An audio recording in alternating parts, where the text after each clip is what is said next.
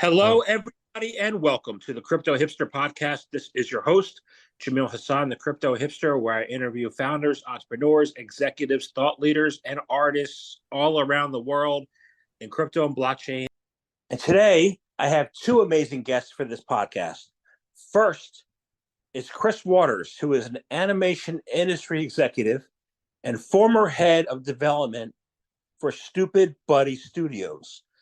Stoopid Studios worked with Nouns to create a major art project that is the focus of the documentary Shark Pickle Cone. I also have Neil Berkeley, who is an artist and director who has directed multiple documentaries, including the upcoming movie Shark Pickle Cone, which will debut at Consensus 2024 this week. Gentlemen, welcome. It's an honor. Thank you for having us. Very welcome. You're very welcome. Thanks for joining me. I'm interested to find out first about your backgrounds. What are they? And are they logical? You know, what you're doing now? And we'll start off with Chris. It's not logical. Not logical at all. So my background's in animation. I've worked in animation since I graduated college, and that's how I got to Stoopid Studios. So prior to that, I worked on mostly kids and family content for Nickelodeon and DreamWorks and Disney, and then became head of development at Stoopid Studios, where I helped develop and package shows, adult comedy mostly, but we also did some kids stuff and family stuff and commercials. And Stoopid Buddy is a very versatile studio in terms of the types of projects that it works on. And so we did not have a background in programming or finance or any of a lot of the ways that other people got into crypto. It was really more as an artist that we discovered Nouns, and Nouns is what really led us into doing a deep dive on how crypto could impact the way things get funded, the way things get distributed and marketed. And we found that really fascinating. Yeah, and my name is Neil Berkeley. I'm a documentary filmmaker. None of my work has been involved in crypto or Web3 up to this point. But when they brought the project to me, I did spend enough of COVID downtime learning about crypto and Web3 and NFTs that I could at least have the conversation.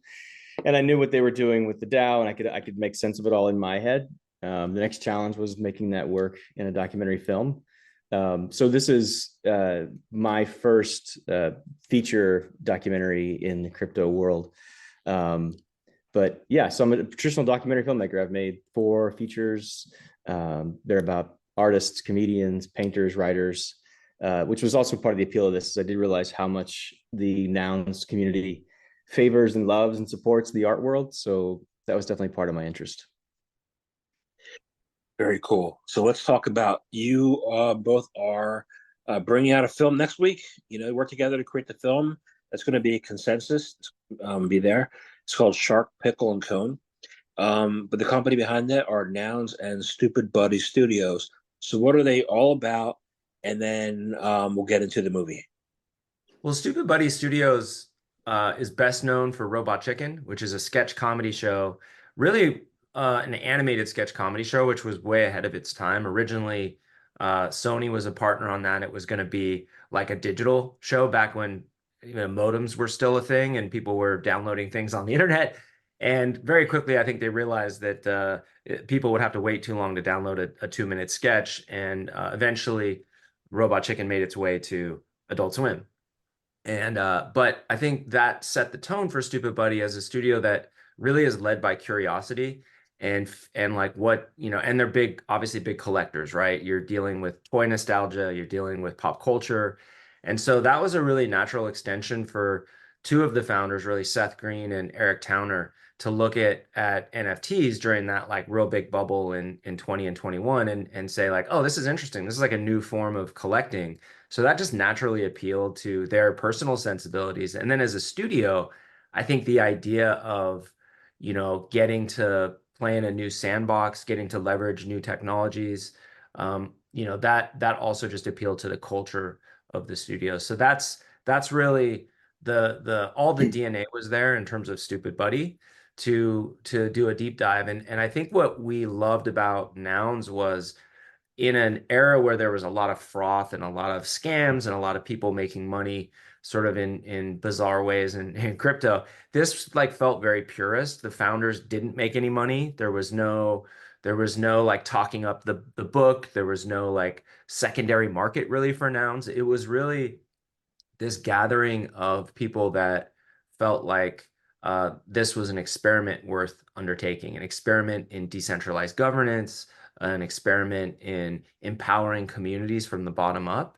and an experiment in seeing how you could leverage crypto and blockchain technology to really motivate and empower communities from around the world to get behind ideas. And that really inspired us and made us want to, make a film and make a float. So we can get into the story of how all that came together. But Neil, maybe you could talk a little bit about why the nouns appeal to you.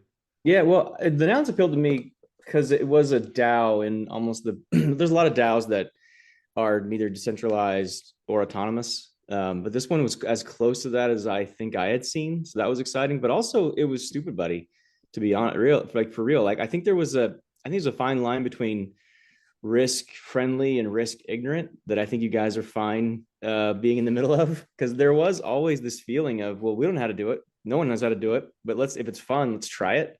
So that was always a cool part of working with Stoopid Buddy, because it always felt like there were no bad ideas. Like, let's just try it and see if it works, as long as it's fun.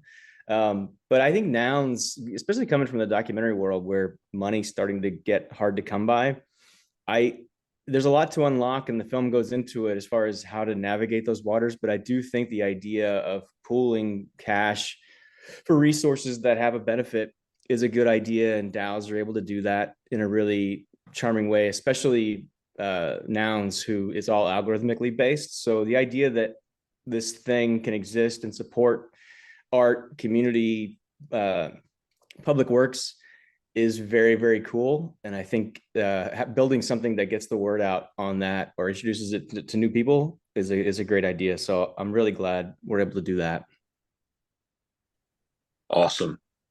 During my normal crypto podcast, I would dive down the DAO. I would dive down the DAO rabbit hole. I'm not going to do that. I could do that later, but I want to find out first of all about the movie. About the documentary Shark Pickle Cone. What can people discover by watching it, and what was your journey with the documentary? Well, maybe sorry, I can talk about the origins, and then you can talk about Neil as the director. But from an origin standpoint, when we discovered nouns, Eric Towner and I think it was just this really fascinating prospect of, they were looking for attention. They were like, hey, we're a brand that has no CEO, that has no marketing department. We just have a treasury. And at the time, the treasury was $50 million. And we want to do interesting things. And, we were sort of purpose built for doing bizarre, interesting things. Just as a studio.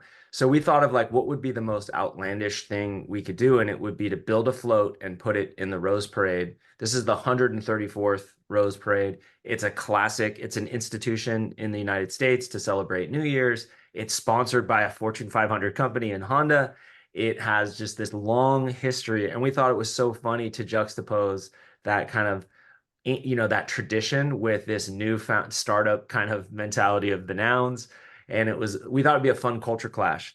And so as part of that, we knew 30, 40 million people from around the world watch that parade, but we also wanted to really tell that story of the journey of making the float. And so as part of our proposal to nouns, we said, hey, we'll make a fun documentary about the whole process. And in doing that, I think we can shed light on what nouns is all about. We had never made a documentary, so we called Neil, and that's how we got hooked in with Neil. And we're like, hey, we have this crazy idea. We're making a float, and will you help us make the film? And thankfully, Neil said yes.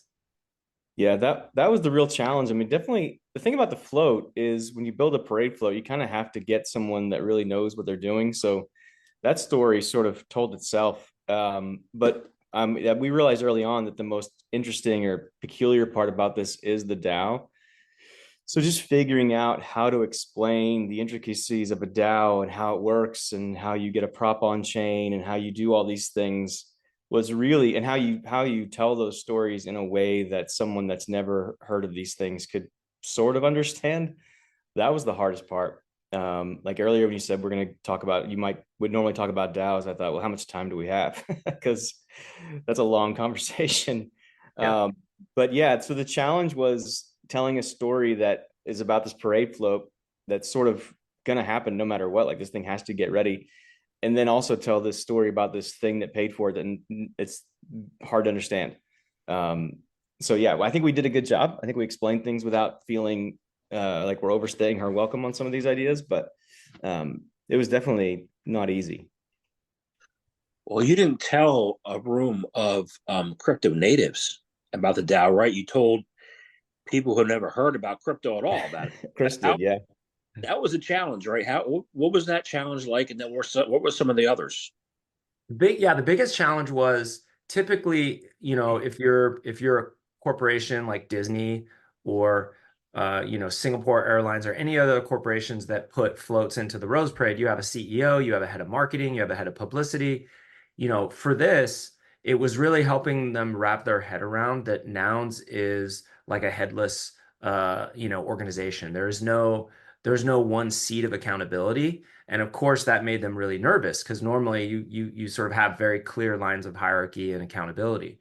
But I think it helped that Stoopid Buddy was behind that. We're an established company, 12 years in Burbank, which is another community in Los Angeles.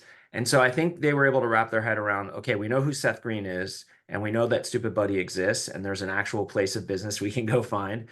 So that helped. And then I also think they were really trying to appeal to a younger demographic. They were trying to do interesting new things, get fresh blood into the parade. So I think ultimately they decided that risk was worth it, in order to do something new and perhaps attract a new audience and make the parade feel fresh and innovative. So those two things were probably the keys to us getting this across the line. But all the way till the end, I don't think they understood. At one point, we needed to show proof of funds, and I sent them our wallet address. And they were like, "What is this? We need to see like a bank account." And I was like, "Oh, this is yeah." I thought they'd be impressed, saying, these funds are immutable and they're on the blockchain, but they were like, "No, we need to see a bank account." So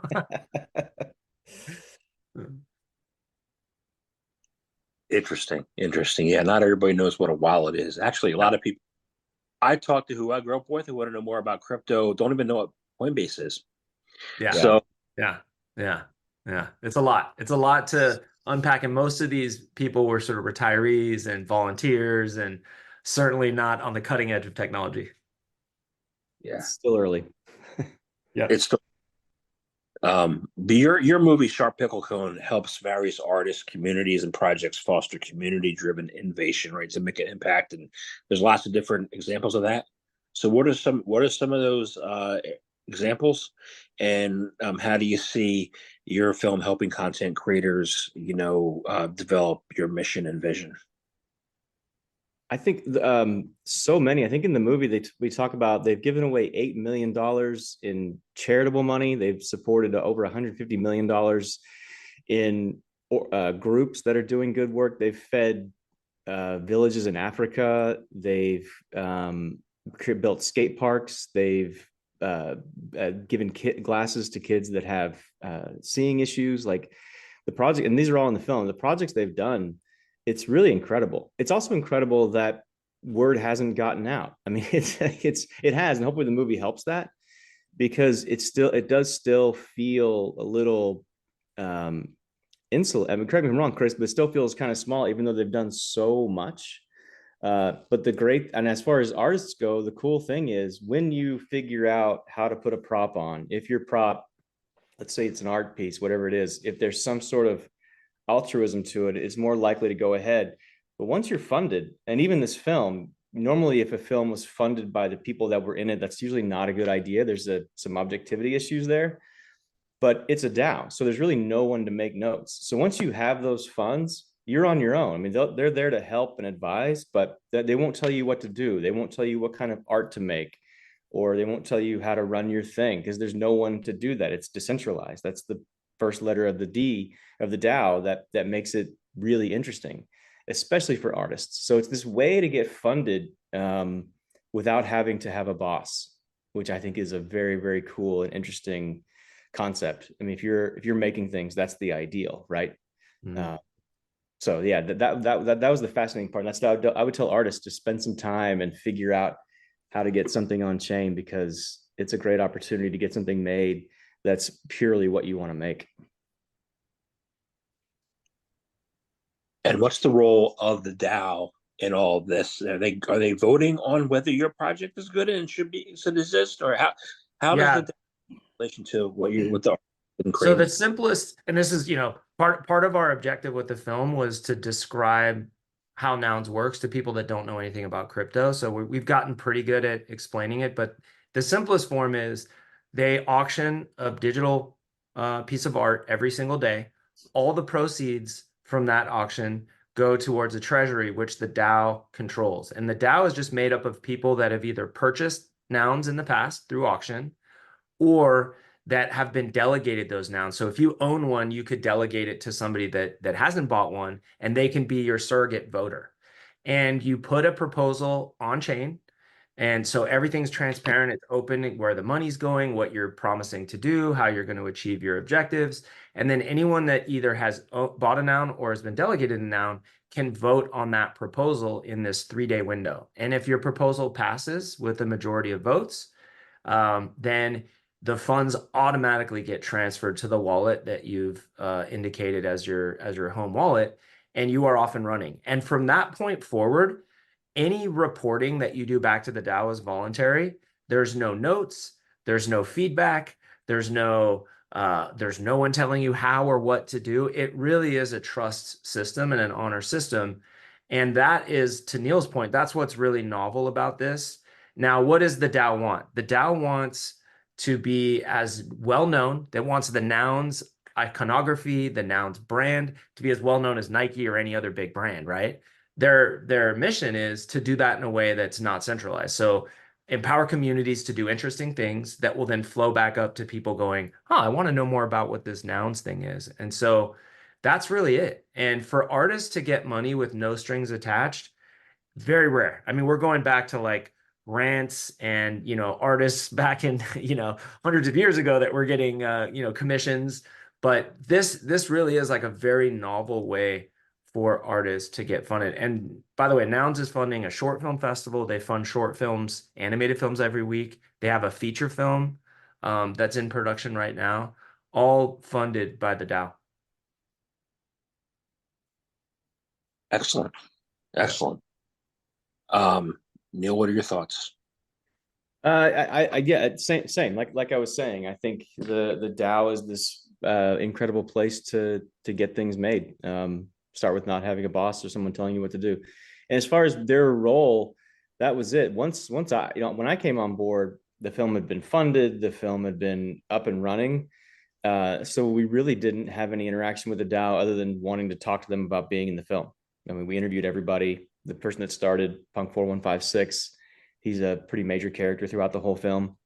But at no point were they telling us what to do or what story to tell. It was pretty hands-off. Some of them will see it for the first time at Consensus. Most of them. Yeah, most of them, yeah. I'm looking forward to Consensus next week. That's going to be great. Yeah. I recently, it was a year ago, I had a conversation with someone. We talked about rebooting Hollywood, right? Because Hollywood still is this kind of like ivory tower corporate kind of environment, right? How do you gentlemen feel that the DAO structure can make an impact and effect on maybe possibly rebooting Hollywood and going back to the days of the independence and getting the independent creators notoriety and leveling that juggernaut? I think it still needs some form of decentralized distribution. Right now, YouTube is the closest version of that, I think. But it's not blockchain based. It's not, but as far as like being able to put something out there without the guardrails or the gatekeepers of the typical system, funding, I think DAOs and crypto can help immensely. I think marketing, it can help immensely, but there's still not any way for someone to make something and then put it somewhere that it can immediately be everywhere. I think that's the next step, is some sort of way to, like, right, the example right now would be if I could put my film up somewhere and it's on Netflix, Hulu, Disney, YouTube, it goes everywhere, or it just is delivered to your desktop or your phone. That still doesn't exist. There's still those walled gardens everywhere. That I think would be the next big step.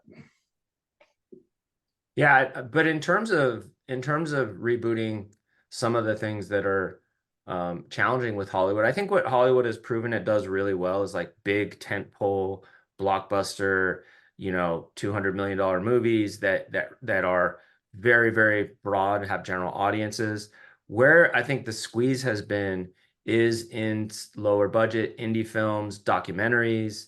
And, a lot of people have turned to things like Kickstarter or Patreon to get their things funded. And I think Web3 presents a real opportunity for niche communities and smaller communities to get behind things that they really believe in. And I think naturally, those things are going to have to find their audience. That's a challenge in traditional as well as in digital content. Is how do you find an audience? And I think part of that's going to be on filmmakers to say, hey, if you get funded for this, you also have to now really put your marketing cap on and think about how are you going to get this thing seen, and how are you going to get people aware of it, and how are you going to monetize it? And so we're early days in that process, but we're working with Zora and Bonfire to create ways that super fans can mint the film and then get behind the scenes access to, we have hundreds of hours of interviews, and we have tons of behind the scenes footage, stuff that just can't make a 65-minute film. So super fans will be able to get access to all of that, unlock all of that, and watch the film on, their phone or cast it to their TV. We're also launching the film on X, which, in terms of reach, has global reach. But the exciting thing for me is when you put a film on the blockchain, it can be seen anywhere, all across the world. There's no firewalls. There's nothing that can stop people from seeing that film. And so that's what I hope. I hope this really opens up an avenue for filmmakers like Neil, for indie filmmakers that have communities that can then find novel ways to get their films out and funded. Sounds good to me. I want to talk about that a little bit further. There's going to be a festival, I believe, coming up, I think September, August, called NounsFest. October right? 10th. Yes. October. Okay. Yeah. Very cool. How can various creators take part in that festival?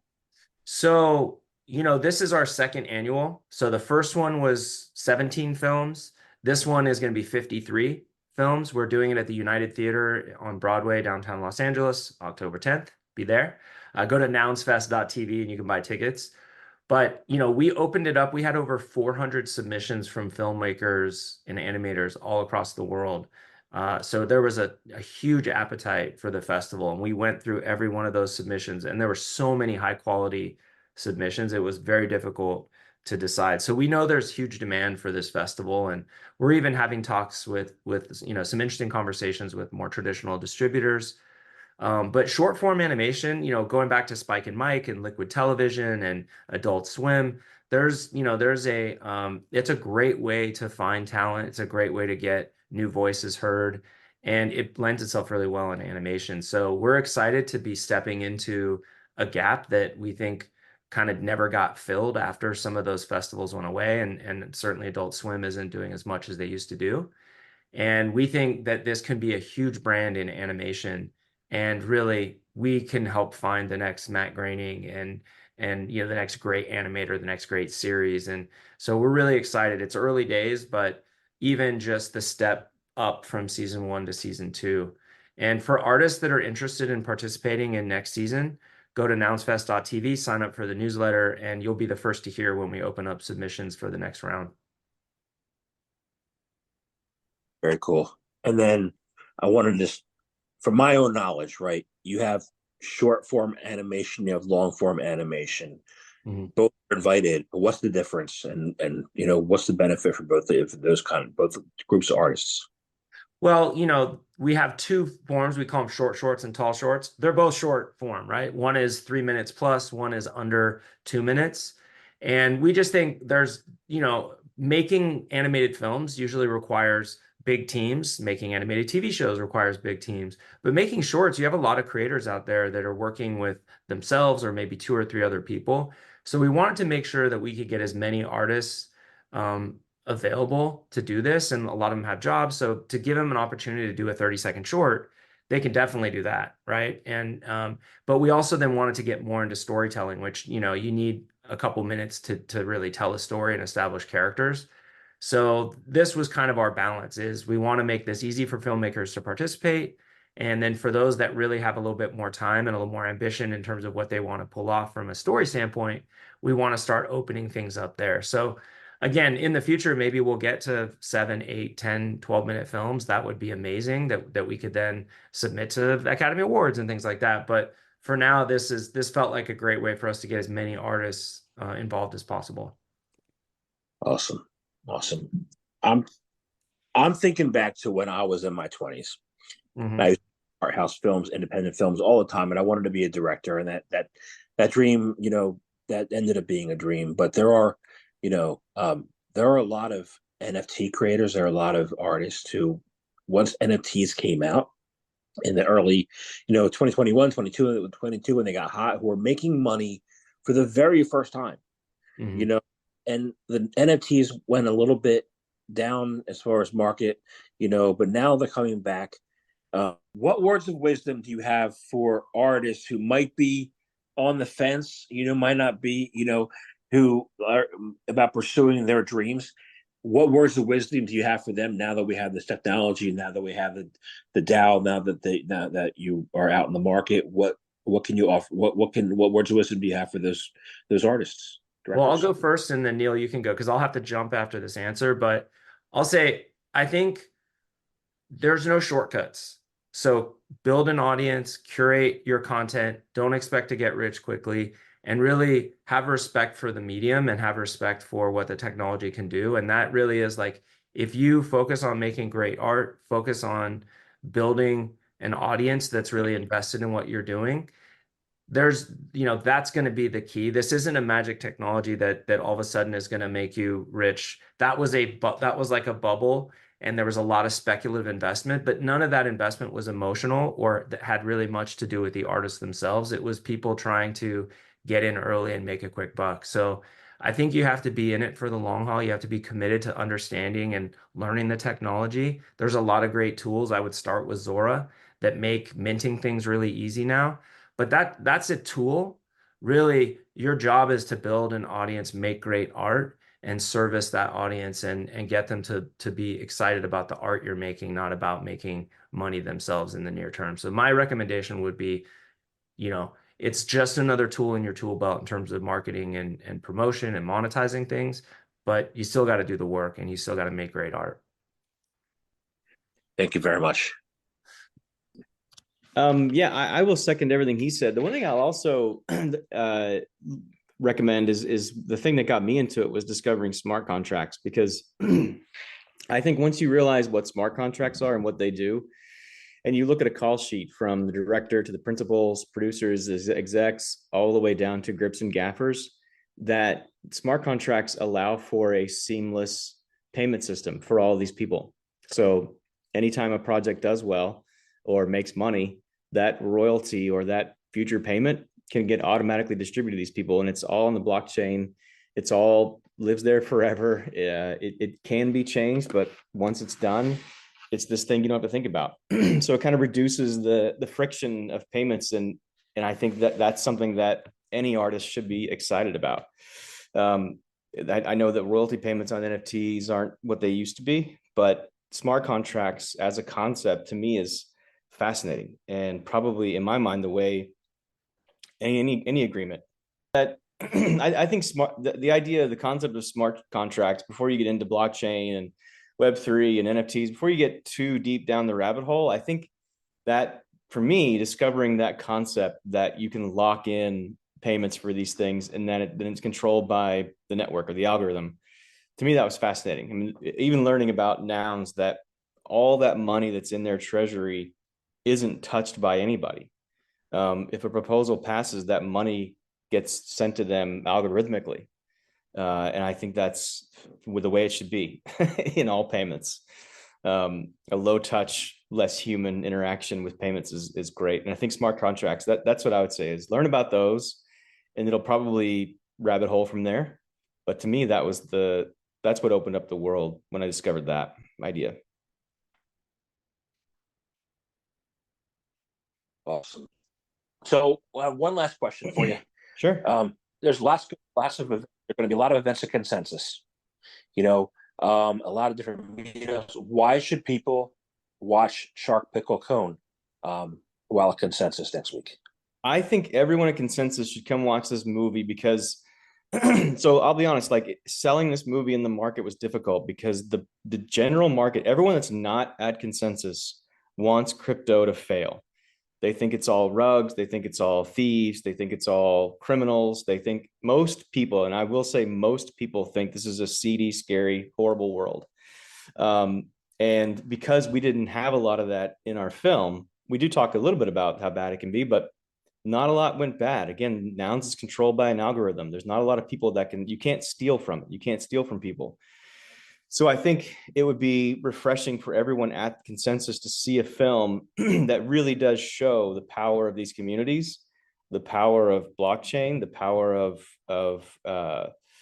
Web3, that how much it can do to organize a group of people around an idea and make sure the money is there when they need it, is fascinating. And I think it's something you could probably watch and then give to your mom who has no idea what you're doing at your computer all day and say, here's what I'm supporting. Here's the world I live in. Because I only met really wonderful people trying to do wonderful things, very ambitious in their goals of putting art in the world and affecting the world and changing the world. And they're putting their money where their digital mouths are, I think.